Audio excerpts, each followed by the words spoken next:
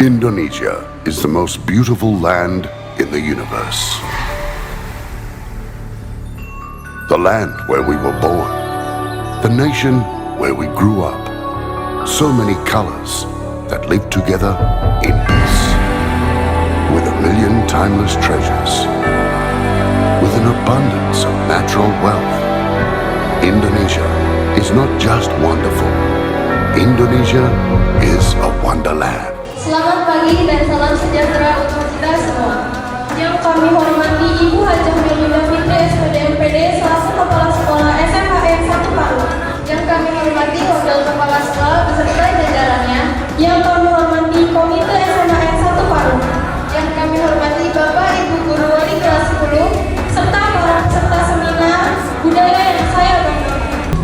Ya, alhamdulillah Ibu berikan apresiasi yang setinggi-tingginya kepada semua panitia dan siswa kelas 10 yang sudah menyiapkan kegiatan P5 ini, yaitu kegiatan P5 yang ketiga ya, dengan tema adalah Bhinneka Tunggal Ika. Di mana kegiatan hari ini dan besok adalah merupakan puncaknya setelah kalian itu selama ini berproses selama 4 bulan ya. Dimana tetap ingatkan kembali bahwa hari ini kalian mengadakan ya lebih kerennya seminar ya, karena seminar di mana penyajinya adalah siswa dan audiensinya adalah juga siswa, jadi dari siswa untuk siswa. Adalah merupakan bagian atau kalau ibu menyebutnya pra dari besok hari Rabu kalian akan mengadakan kegiatan dalam bentuk panen karya ya, dimana panen karya untuk tema yang sekarang ini lebih banyak kepada kegiatan daripada dalam bentuk produk barang, betul? Ya, harapan ibu adalah kalian tetap mengingat bahwa kegiatan P5 ini tidak lari dari tujuan dan maknanya, di mana tujuan utamanya adalah untuk mewujudkan profil pelajar Pancasila. Dalam hubungan dengan budaya ini, kita akan menonjolkan yang disebut dengan, karena kita berbeda-beda suku, budaya, maka menonjolkan sifat toleransi ya. Jadi kita nggak bisa memaksakan segala sesuatunya kepada teman-teman atau lingkungan kalian yang budayanya berbeda, kemudian adat istiadatnya berbeda. Jadi lebih baik saling mengenal dan memperkaya diri sendiri dengan pengetahuan yang berhubungan dengan budaya itu. Makin banyak perbedaan, maka kita akan semakin merasa semakin kaya. Dan selamat kepada kalian semua yang sudah mempersiapkan. Selamat nanti untuk mempresentasikan.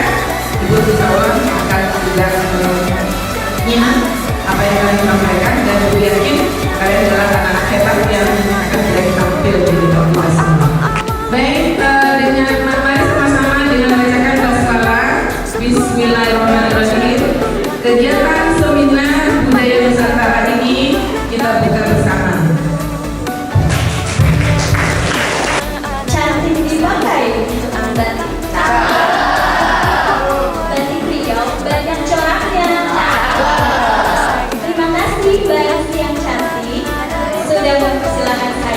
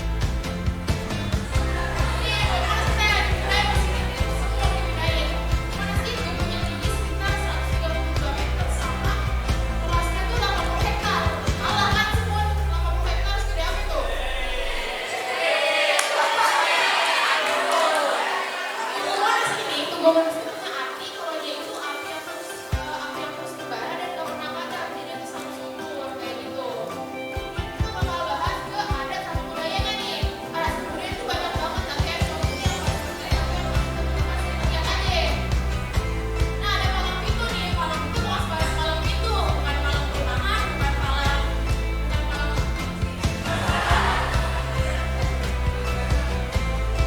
iya ya, bukan malam purnama, bukan malam otomatis, apalagi malam pesta Indonesia, bukan. Malam itu tuh tahap prosesi pernikahan ada ketahui yang dimana mempelai pria ini bakal minta izin atau minta restu dari mempelai perempuan ini untuk pernikahan keduanya atau meminta izin untuk merestui hubungan keduanya. Assalamualaikum warahmatullahi wabarakatuh.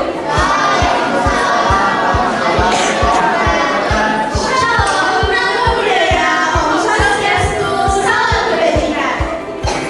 Selamat malam, salam hormat untuk seluruh hadirin yang telah hadir di sini, di mana kami akan menyajikan tentang kebudayaan dan keberagaman di Sulawesi Selatan. Pertama-tama langsung saja kita di sini bersama dengan Maida K. Naila Rubaida, Maida K. Indonesia Bahtiar, Maida K. Jirafizalfa Aditya. Langsung saja masuk ke undangan di sini, kami akan membahas tentang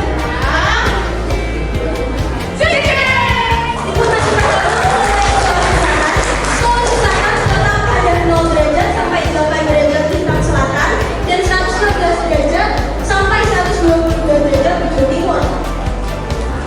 Luas Sulawesi Selatan mencapai 46.717,478 km persegi dengan total 21 kabupaten dan juga 3 kota. Nah, sudah yang tahu nggak nih apa ibu kota dari Sulawesi Selatan? Kalau ada yang tahu, tangannya ya. Langsung aja pasang. Betul.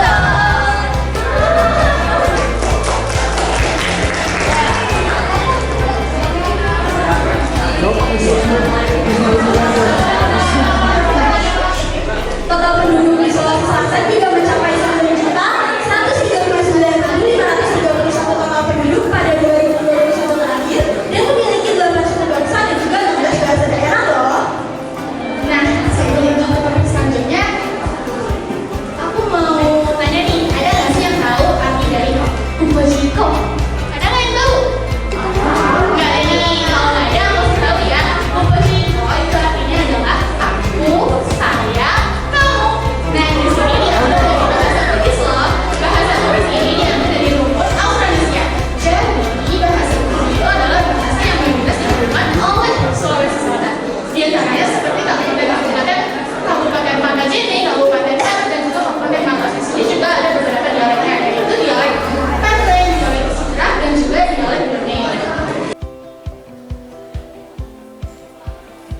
Assalamualaikum warahmatullahi wabarakatuh. Jangan lupa Andika Farel, Endra Kambu, berdirinya kami di sini akan menjelaskan sedikit tentang kebudayaan Nangro Aceh Darussalam. Nah, sebelumnya apa kabar? Jadi nanti kalau misalkan insya Allah punya rezeki kalian berwisata ke Nangro Aceh Darussalam, jika ditanya apa kabar sama orang Aceh, jawabnya yang artinya alhamdulillah kami dalam keadaan sehat. Oke, langsung saja masuk ke dalam materi. Nangro Aceh Darussalam merupakan sebuah provinsi di Indonesia yang beribukotakan Banda Aceh.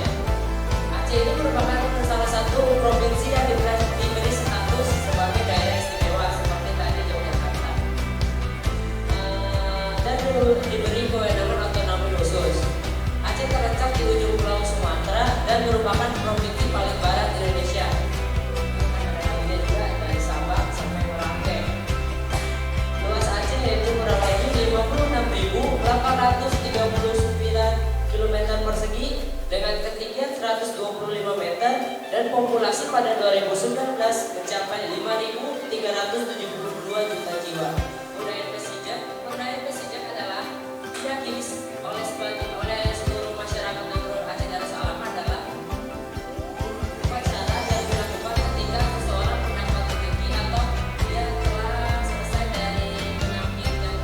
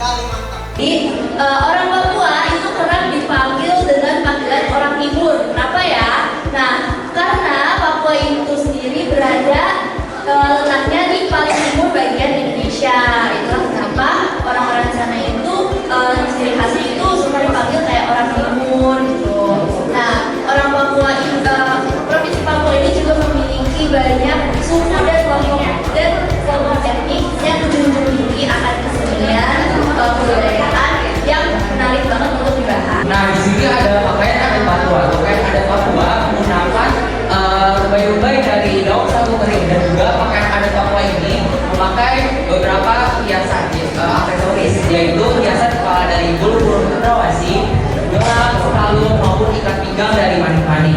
Namun di masyarakat pedalaman biasanya menggunakan koteka untuk membalut atau menutupi area bawah pria. Yang pertama itu ada ikan kukus.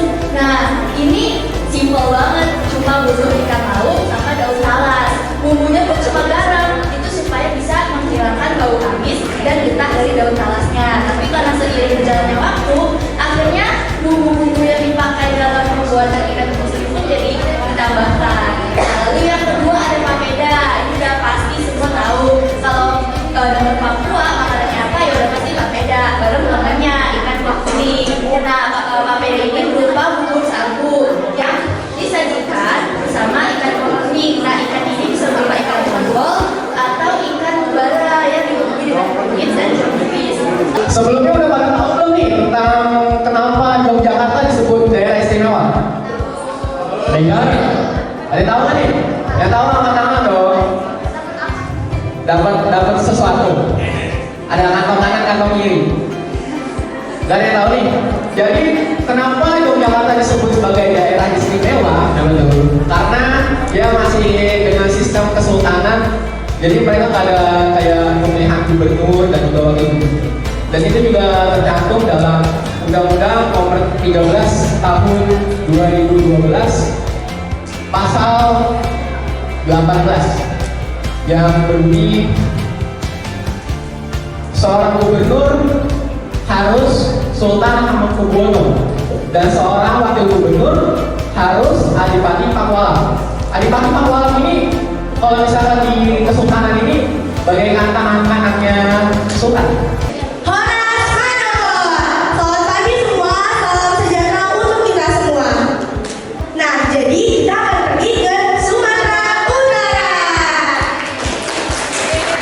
Sumatera Utara adalah sebuah provinsi yang terletak pada bagian utara kota Sumatera, Pulau Sumatera maaf. Sumatera Utara memiliki ibu kota yaitu Medan, yang dimana luas wilayahnya itu sebesar 72.981,23 km. Selain itu, di Sumatera Utara karena luas wilayahnya yang luas juga terdapat beberapa suku seperti suku Nias, suku Melayu, suku Batak, Batak Toba, Batak Karo, Mandailing, dan suku Hongkong. Yang pertama itu ada Danau Toba. Kalian pasti ada yang tahu dong tentang Danau Toba, suatu tempat objek wisata yang berada di Sumatera Utara, yang dimana Danau Toba ini danau terbesar yang ada di Indonesia. Nah, Danau Toba ini kaya akan alam, sejarah, serta budaya. Maka dari itu, Danau Toba ini menjadi destinasi wisata para turis yang datang ke Sumatera Utara. Yang kedua itu ada Pulau Samosir yang sudah dibahas tadi juga. Pulau Samosir itu terletak di tengah-tengah dari Danau Toba. Nah, Pulau Samosir ini juga ada penduduknya itu memiliki marga Samosir loh. Ieu hayu urang sanggakeun puji sinarak syukur kehadiran Allah Subhanahu wa taala. Kumaha damang?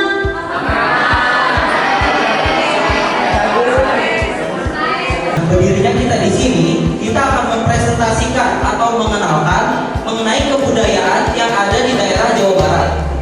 Nah, yang pertama kita masuk ke profil Jawa Barat. Jawa Barat atau kita biasa singkat dengan Jabar, ini adalah provinsi yang dimana terletak di Pulau Jawa dan ibu kotanya adalah Bandung.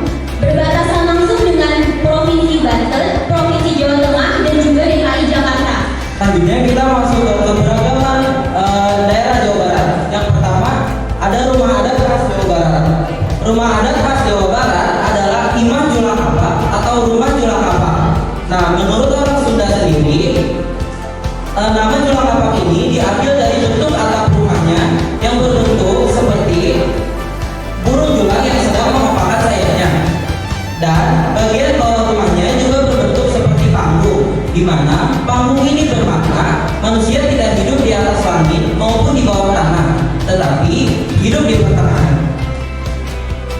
Manuk dadali, manuk pagagana, Parlambang sapi, Indonesia Jaya. Manuk dadali, pakal pecana, resepnya hiji, rukun sakabehna. Bakar babi pakai arang. Tidak lupa juga resi mentega. Rahayu Sumam. Pas nanti Dian, Wanda Erlangga.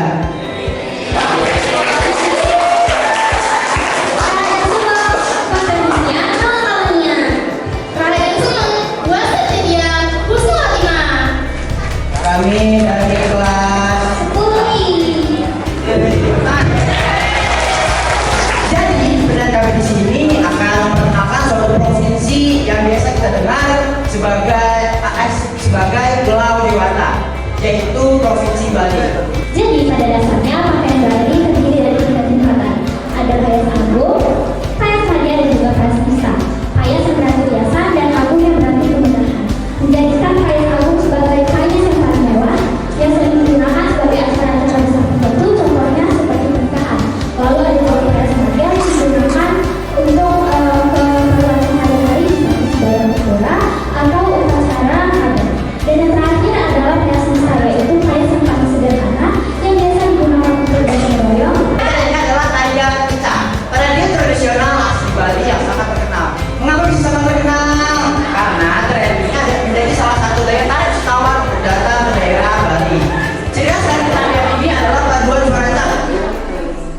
Ya cak, cak pria. Contohnya gini, cak, cak, cak, cak, cak gitu. Terus sebagai Pulau Banda Neira atau Maluku memiliki Pulau Banda Neira yang memiliki sejarah dan potensi alam yang sangat tinggi. Dilihat dari sejarahnya, Pulau Banda Neira ini tempat pertempuran antara negara-negara Eropa seperti Spanyol, Portugis, dan Inggris pada abad 16 dan 17. Dan tak lain dan tak bukan, Pulau Banda Neira ini menjadi tempat pertempuran karena negara-negara Eropa ini dan kekayaan alam di Pulau Banda Neira ini sangatlah indah. Jadi kalau kalian suka banget sama laut dan snorkeling, bisa banget ke Pulau Banda Neira.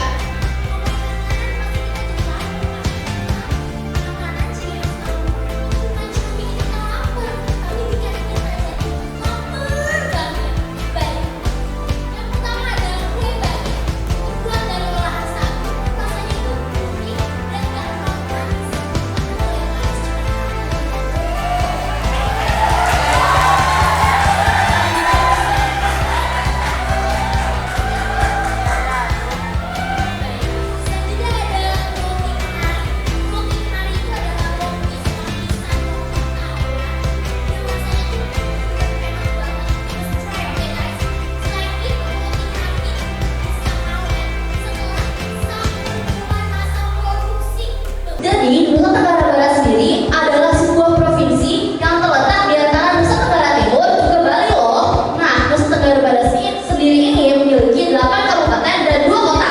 Salah satunya adalah Kota Mataram sebagai ibu kota provinsinya. Dari logonya ini kira-kira teman-teman udah ada yang tahu belum? Di sini ada yang sangat ikonik loh dari logonya, yaitu gambar gunungnya. Kira-kira apa sih gunung yang terkenal yang ada di Nusa Tenggara Barat? Iya betul. Iya betul. Ini adalah kenapa di logo Nusa Tenggara Barat sendiri memiliki gambar gunung, karena Nusa Tenggara Barat sendiri memiliki suatu keunggulan, yaitu Gunung Rinjani sebagai suatu khas pariwisata dari daerah Nusa Tenggara Barat loh. Jadi penamaan rumah adat Balai Lumbung ini diambil dari kata balai dalam bahasa Sasak yang berarti rumah, dan lumbung yang dari bahasa Indonesia berarti tempat penyimpanan hasil panen. Maka dari nama tersebut kita dapat mengetahui bahwa ada 2 fungsi utama rumah adat Balai Lumbung. Yang pertama sebagai tempat tinggal para masyarakat suku Sasak, dan juga sebagai tempat penyimpanan bahan hasil panen masyarakat suku Sasak.